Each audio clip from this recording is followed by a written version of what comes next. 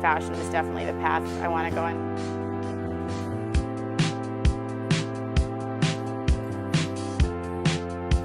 It's always interesting to have a different point of view on things.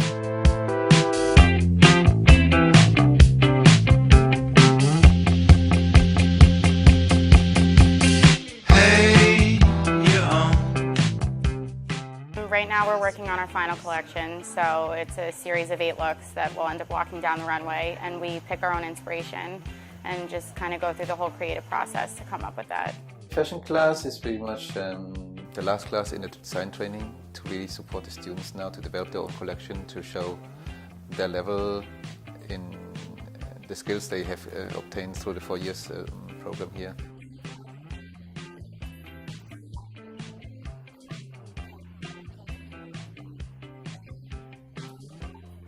The theme that I have is La Sirène. She's basically a mermaid goddess. I'm inspired by an installation by a Brazilian artist named Henrique Oliveira, using that as a lens to analyze the transition from minimalist art to abstract art. What I can see is that I think that it's really interesting to see them, that they step by step discover their own aesthetics, their own approach and ideas in the design field.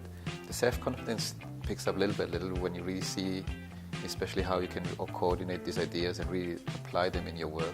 My main obstacle is basically figuring out who I am as a designer and what my aesthetic is and what I want to put out into the world. I mean, you're putting your whole self out there, and anything that's being criticized is essentially you, because all your work is a reflection of yourself and your thoughts, so anyone criticizing you, I think, at some point always just kind of hits you where it hurts. You need to approach all the problems by yourself.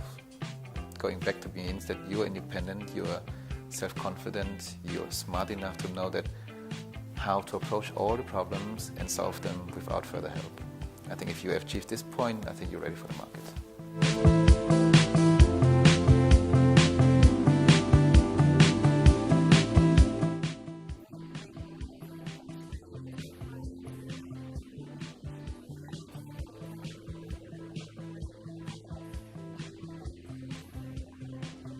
For a company and design for them and basically revitalize them and breathe life back into the company. That's what I want to do. I think coming back from traveling in Europe and then being hit so hard with a lot of work really forced you to analyze who you are and what you want it to be. So I think I've definitely learned a lot about myself this past year.